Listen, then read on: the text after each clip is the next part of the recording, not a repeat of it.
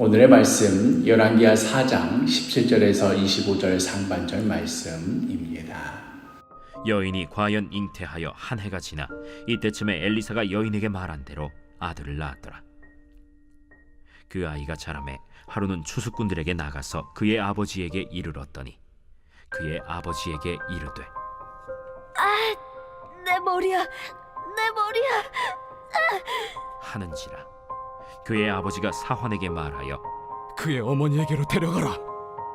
곧 어머니에게로 데려갔더니 낮까지 어머니의 무릎에 앉아 있다가 죽은지라.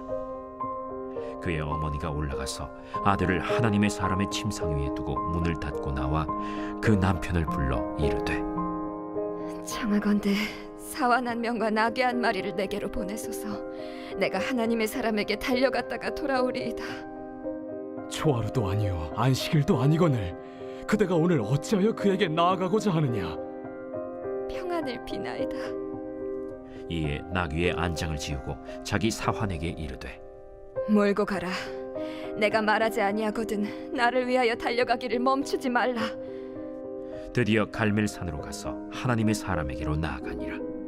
자신의 인생에서 가장 아픈 부분, 그 지점을 스치기만 해도 움츠러들게 하는 그 부분, 수냄 여인에게 있어서 그것은 아들을 낳지 못하는 것이었습니다. 그리하여 수냄 여인은 내 주 하나님의 사람이여 당신의 계집종을 속이지 마옵소서. 농담으로라도 그런 이야기는 하지 말아달라고 괜한 헛된 기대를 심어주었다가 더 깊이 상처받는 일이 없게 하여 달라고 그리 부탁했던 것이지요. 그러나 하나님의 약속은 이루어지고 말았습니다. 오늘 본문 17절 여인이 과연 잉태하여 한 해가 지나 이때쯤에 엘리사가 여인에게 말한 대로 아들을 낳았더라. 이 이야기가 여기서 끝났더라면 참으로 해피엔딩이었을 터인데 그런데 이게 끝이 아니었습니다.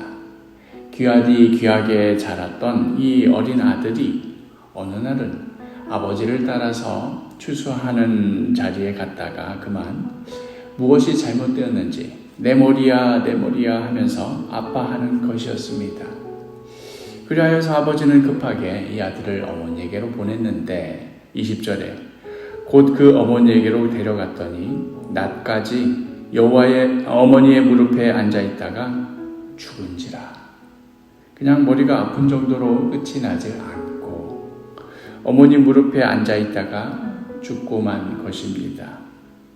그 작고 어린 것이 신음하며 끙끙대다가 어미 품에 안긴 채 스르르 그 생명이 빠져나가는 그 순간을 오롯이 겪어야 했던 그 어머니의 심정을 상상이나 할 수 있겠습니까? 바로 어제까지만 하더라도 아무렇지 않게 지냈던 아이가 오늘 아침까지만 하더라도 엄마 하면서 움지락대던 그 아이가 팔 다리가 풀리고 고개가 처지면서 차갑게 식어가는 것입니다. 이때의 어머니의 심정을 뭐라고 표현하면 좋을까요? 그러기에 애초부터 엘리사에게 그렇게 말하지 않았습니까? 내 주 하나님의 사람이여 당신의 계집종을 속이지 마옵소서.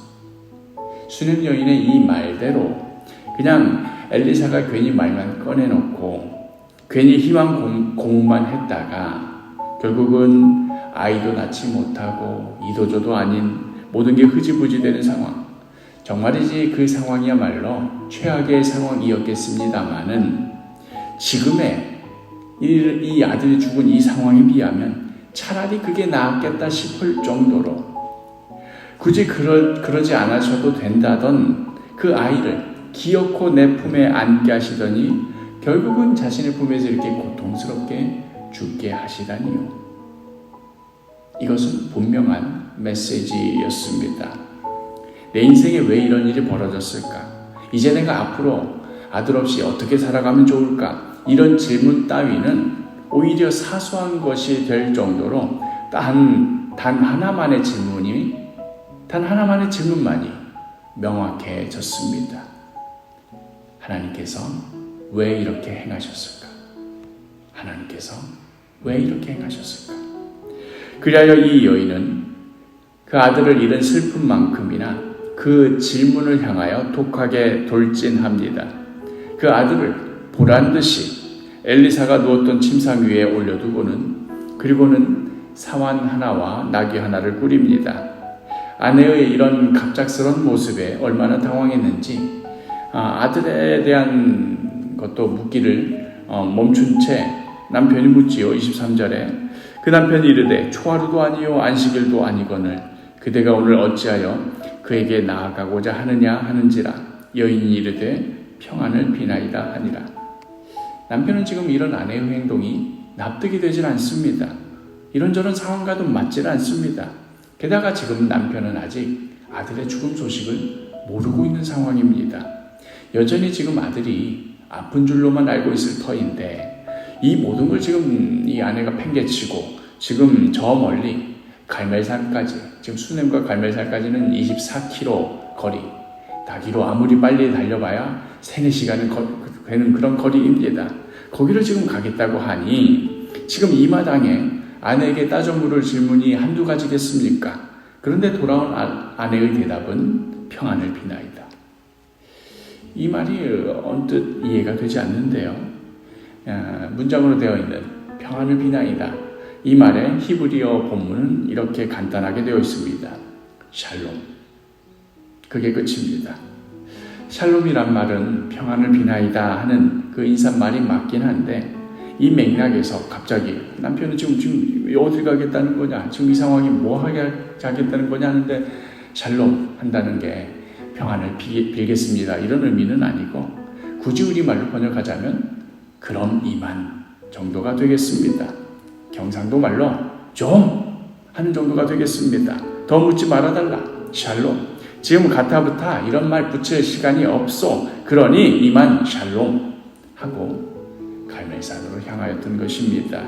마지막 24절과 25절 상반절 이에 나귀의 안장을 지우고 자기 사환에게 이르되 몰고 가라. 내가 말하지 아니하거든 나를 위하여 달려가기를 멈추지 말라 하고 드디어 갈멜산으로 가서 하나님의 사람에게로 나아가니라.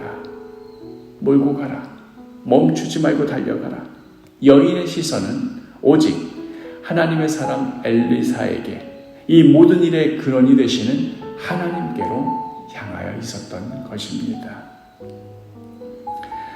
이렇게 오직 하나님께만 답이 있는 인생의 절체절명의 위기 앞에 내몰린 이 순간은 수넴 여인의 만의 것은 아닐 것입니다.